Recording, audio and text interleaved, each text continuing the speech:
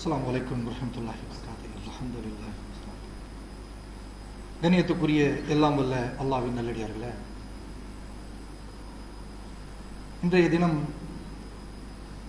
நாம் பார்க்கக்கூடிய பல செய்திகள் நமக்கு மிகப்பெரிய ஒரு பாடத்தை வழங்கி கொண்டிருக்கின்றது. இந்த தொழுகை என்ற ஒரு இபாதத்து நம்முடைய பிள்ளைகள் மத்தியிலே அல்லது நம் மத்தியிலே இல்லை என்று சொன்னால், நம்முடைய வாழ்க்கை தரமும் நம்முடைய பிள்ளைகளுடைய வாழ்க்கை தரமும் எவ்வாறு மாறிக்கொண்டிருக்கின்றது என்பதை ஒவ்வொரு காட்சிகளை, ஒவ்வொரு செய்திகளை பார்த்து நாம் அறிந்து கொள்ளலாம். ஒரு குடும்பத்தில் ஒரு தலைவராக இருக்கிறார், ஒரு தலைவியாக குடும்ப பெண் இருக்கிறார் என்று சொன்னால், அவர்கள் கீழ் இருக்கக்கூடிய தம்முடைய பிள்ளைகளுக்கு தாம் தொழுது அல்லாஹ்வுடைய மார்க்கத்தை கடைபிடித்து குர்ஆனை ஓதி இந்த செயல்களை தம்முடைய பிள்ளைகளுக்கு, தன்னுடைய குடும்பத்தாருக்கு கற்றுத்தர வேண்டும். அப்படி கற்றுத்தந்து அவர்கள் அதை கடைபிடித்தால் மட்டும்தான் அவர்களும் இந்த உலகத்தில் சாலியான பிள்ளைகளாக, குழந்தைகளாக, இளைஞர்களாக வளரக்கூடிய ஒரு வாய்ப்பு அல்லாஹ் ரப்பல் ஆலமீன் ஏற்படுத்தி தருவார்.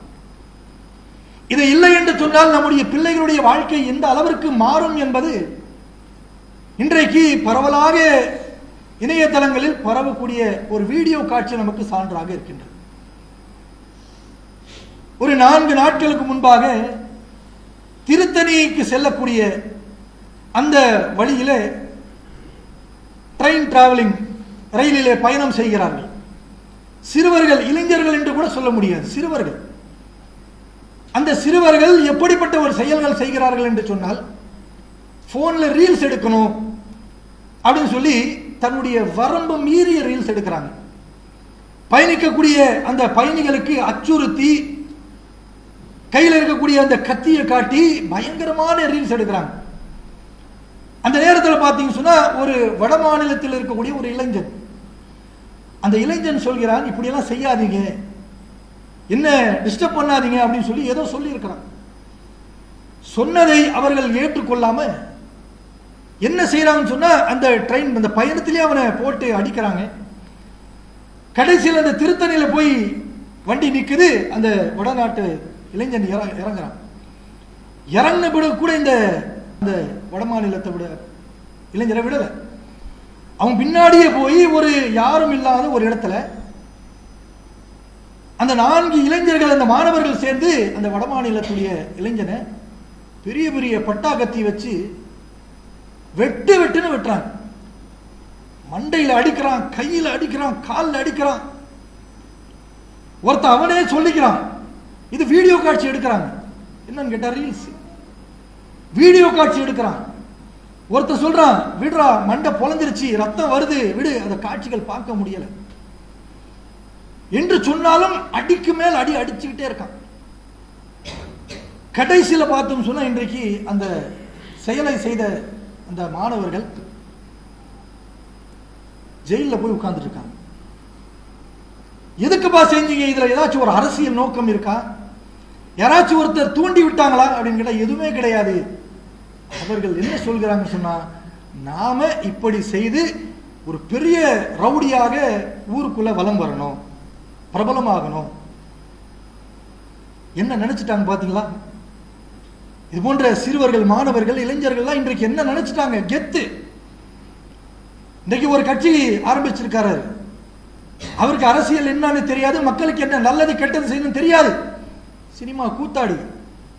அவர் வந்து நின்னாலும் போய் இவர்தான் என்னுடைய தலைவர் என்று சொல்லி மற்ற மதத்தில் இருக்கக்கூடியவர்களுடைய முஸ்லிம்கள் பெண்கள் புர்கா அணிந்துகிட்டு போய் நிக்கிறாங்க. என் புருஷனை விட அவர் தான் சூப்பர் அப்படின்றாங்க. என்ன காரணம்ன்றீங்க?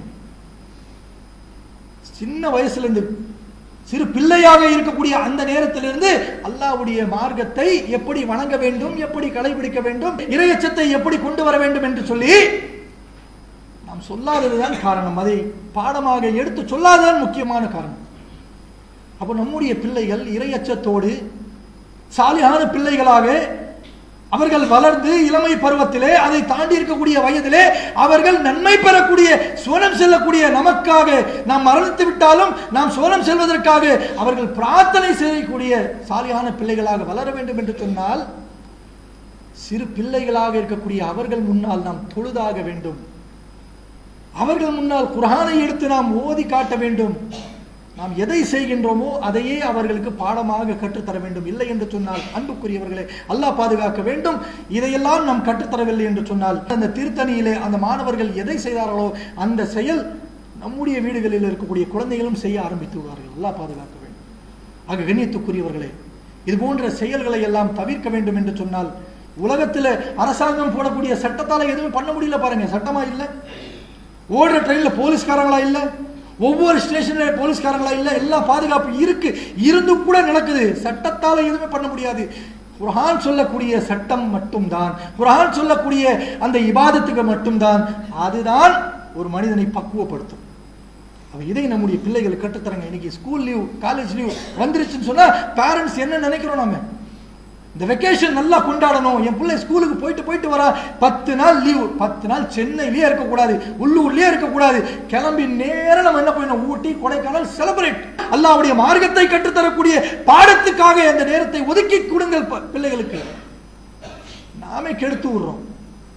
செலிப்ரேட் சொல்லி குழந்தை நல்லா இருக்கணும் அப்படின்னு சொல்லி உலக வாழ்க்கையில தள்ளி தள்ளி தள்ளி ஒரு நாள் அவன் நாசமா போய் நம்ம எதிர்த்து பேசும் பொழுது அப்பொழுதுதான் யோசிப்போம், என் கையை மீறி போயிட்டான் என் பையன், எதுவுமே செய்ய முடியாது அப்படின்னு சொல்லி நேசிக்கக்கூடிய நேரத்தில் இது போன்ற செயல்கள் நடக்கின்றது. அல்லாஹ் பாதுகாக்க வேண்டும். கண்ணியத்துக்குரியவர்களே, இது போன்ற நிலை நம்முடைய குடும்பங்களை, நம்முடைய பிள்ளைகளுக்கு வரக்கூடாது என்று சொன்னால் அல்லாஹ் எதற்காக இந்த உலகத்தில் நம்மையும் நம்முடைய பிள்ளைகளையும் படைத்தானோ அந்த படைப்புக்கேற்ற செயலை நாமும் செய்ய வேண்டும், நம்முடைய பிள்ளைகளுக்கும் செய்ய வேண்டும். அல்லாஹ் ரப்புல் ஆலமீன் அதன் மூலமாக நமக்கு நன்மை தரக்கூடியவனாக இருக்கின்றான். அந்த நன்மை பெற்று நாளை மறுமையில் சுவனத்திற்கு செல்லக்கூடிய நன்மக்களாக வல்ல இறைவன் உங்களையும் என்னையும் ஆக்கி வைப்பானாக என்று கூறி ஜுமா உரையை நிறைவு செய்கிறேன். வாஹிருதவான அல்ஹம்துலில்லாஹி ரப்பில் ஆலமீன். அஸ்ஸலாமு அலைக்கும் வரஹ்மத்துல்லாஹி வபரகாத்துஹு.